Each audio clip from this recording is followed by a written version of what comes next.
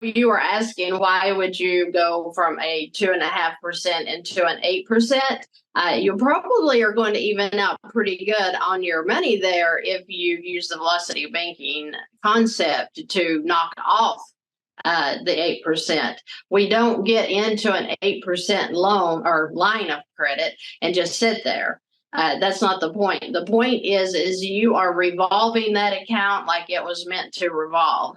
Once you start revolving that account, you're bringing the balance down every month, which means you are cutting off the interest at the legs. Because if you can hit it up front, and start bringing the balances down, even in a line of credit, you're going to win. And that's why with most lines of credit, for example, the first lien HELOC, if you purchase a home with a first lien HELOC, you are very likely to have a 10-year payoff or less, not a 30-year loan.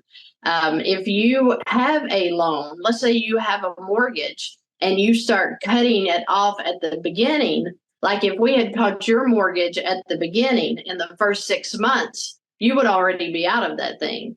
It's the way we're using our money. We're taught to make payments. Make your payment on time, and you'll get good credit. That's literally what we're taught. And you put a little bit over here in savings.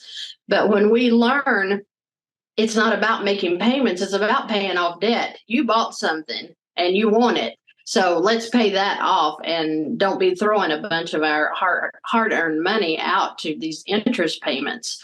The payments are what we get stuck in because we set up our budget to make payments, right? I mean, we set up our budget. Okay, we have a house payment, we have a car payment, and then we've got this credit card payment over here. And oh yeah, I got a personal loan. I mean, it's all about budgeting our money, leaving us just enough to eat on practically and some household expenses. And then we're broke.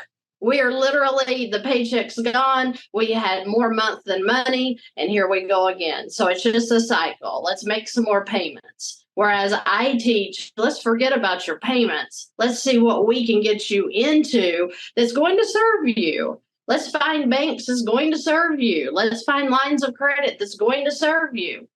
One more thing I'll throw out is people are always saying, well, just throw your cash flow onto the principal. What does it matter? You don't have to go through all this shenanigans, let's just throw the extra money on there. Kind of the Dave Ramsey approach. Well, I tell you what, when you have two little girls and they want to go to the book fair at school and you can't give them $5 because you're so freaking broke.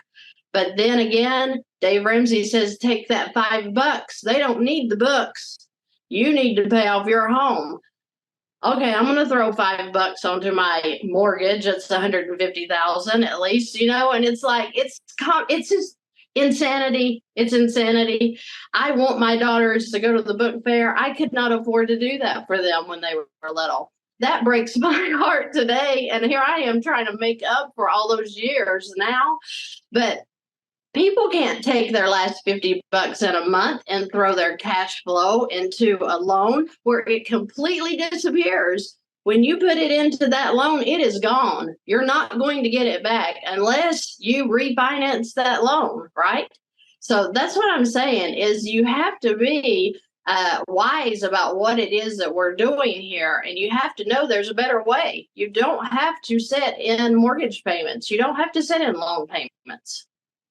Now, is the same true for cars and other types of loans, equipment financing? I mean, who really gets screwed is not just homeowners, but also business owners that have to finance their equipment. I mean, dentists are some of the worst that get screwed. I mean, the way that because to be a dentist, you need a lot of equipment, and the equipment financing and the way that they get charged the interest on that's highway. I can't even believe it's legal. So would velocity banking work for those scenarios as well? Absolutely. Absolutely. I have told my husband many times, we drive by, I don't know if I should say them out loud, but we'll call them title loan companies. What an absolute disgrace to the American people that they would take a person's last asset they have, a paid off car. They'll take that title and they'll charge them 32% interest up front for them to have $500 for Christmas. That should be so illegal, like you said. That is heartbreaking to see that. And I've told him when we drive by, I just want to sit outside of the door and catch these people as they're going in. I will give you $500 if you will sit down and let me teach you how to work your finances.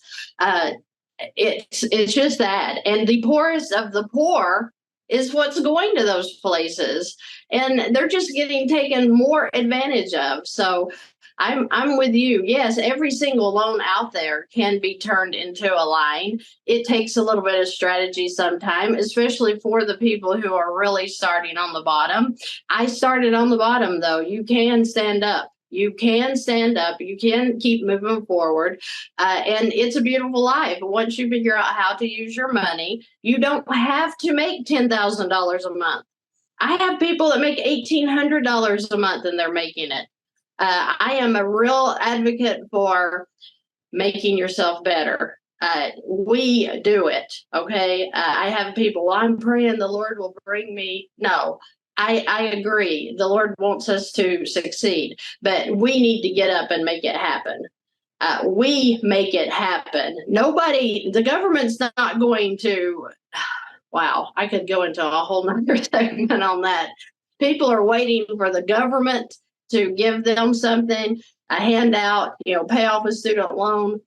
When we get out of that mindset of waiting for the handout and let's take a hand up, like Velocity Banking will give us, it will change your life, and you'll never have to think about what the government's doing for you financially. A welfare check, that's just to keep you under. That's not to lift you up. We need to come up out of that. We need to make ourselves better. Talking about the things that the Lord will do for us, He will help us up, but He wants you to stand up and walk. He's not an enabler. He's a helper. So I just feel like that people need to stop the mentality of, oh, well, I make $5,000 a month. That's the best I can do. I was there too, and I don't believe that anymore. I believe that we can become what we want to become when we have a vision in front of our face to do it. Love it.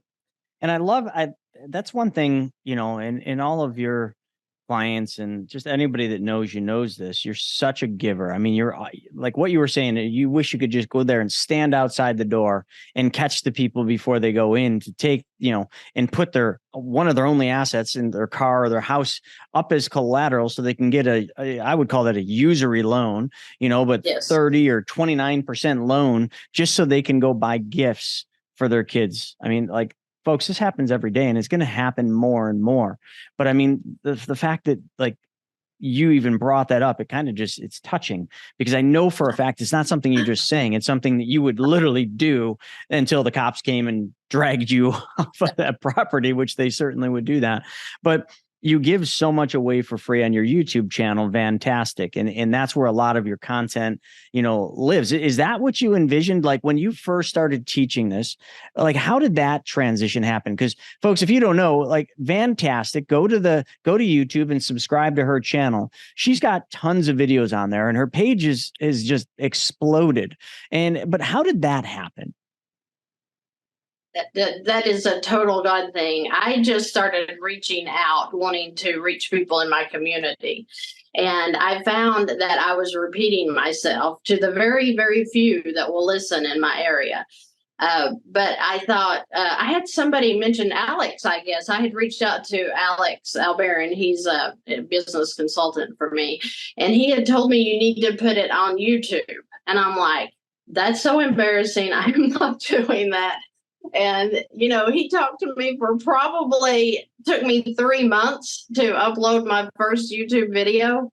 And I don't know, it just took off. I can't even explain how that happened, but I will tell you this.